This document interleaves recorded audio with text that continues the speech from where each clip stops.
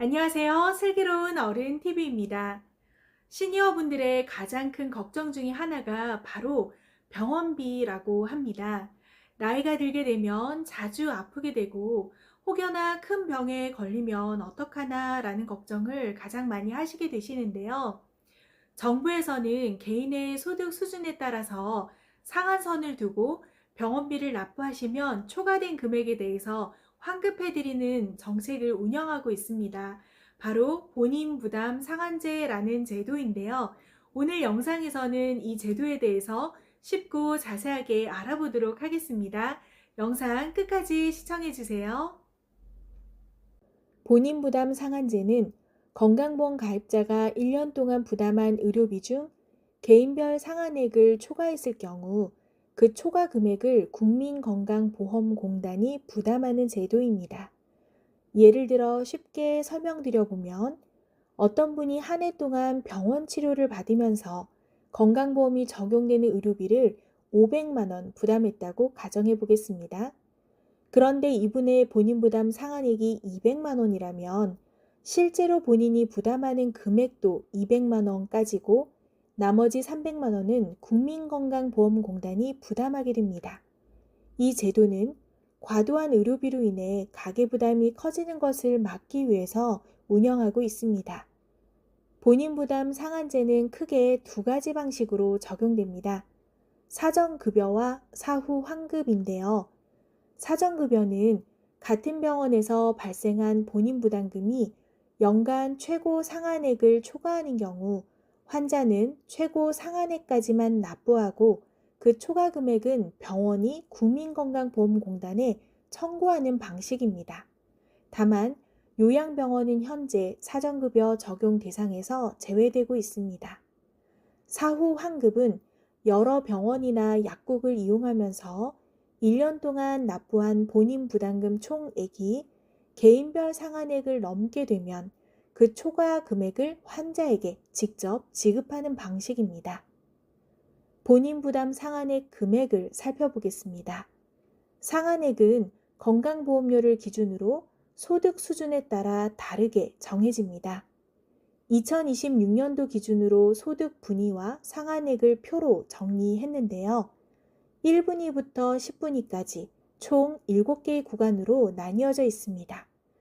그리고 표를 보시면 소득이 낮은 구간일수록 본인이 부담해야 하는 병원비 상한액이 낮고 소득이 높은 구간일수록 상한액이 높게 설정되어 있는데 이 상한액은 매년 1월 전년도 소비자 물가 변동률을 고려하여 결정하고 있습니다.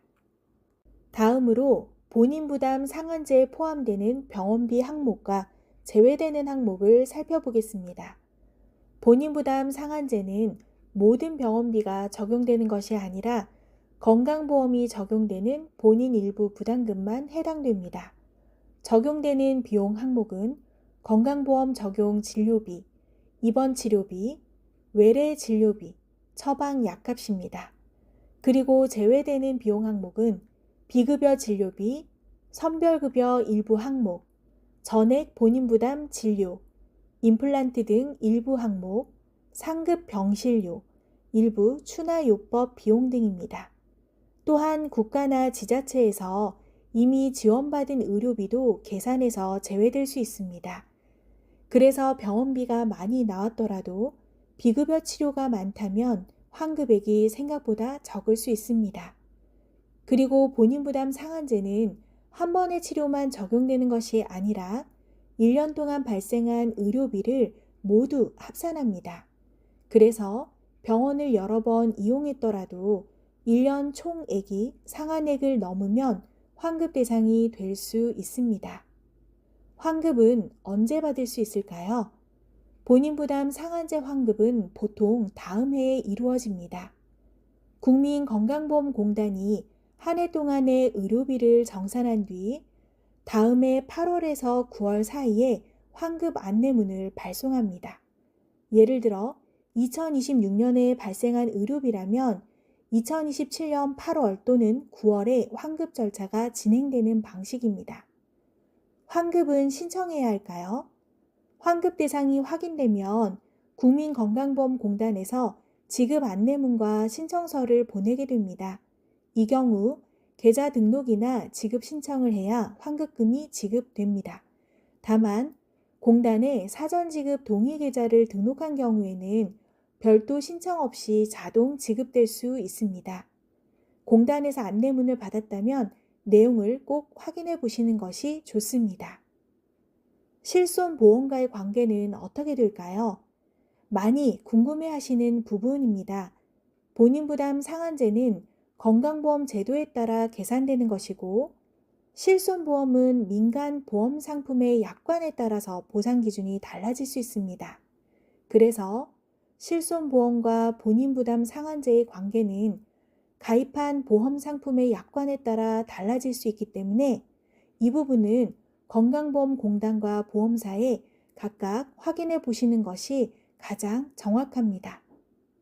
오늘은 병원비 부담을 줄여주는 제도인 본인부담 상한제에 대해 알아보았습니다. 정리해보면 1년 동안 부담한 병원비가 개인별 상한액을 넘으면 초과 금액을 건강보험공단이 부담해주는 제도인데요.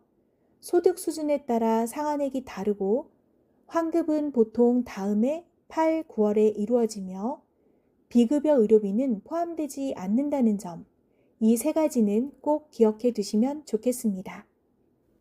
앞으로도 슬기로운 어른 TV에서는 여러분들께 필요한 정보 정확하게 알려드리도록 하겠습니다. 오늘의 영상이 도움되는 분들이 계시다면 함께 공유해 주시면 너무 좋을 것 같아요. 구독과 좋아요도 부탁드리겠습니다. 감사합니다.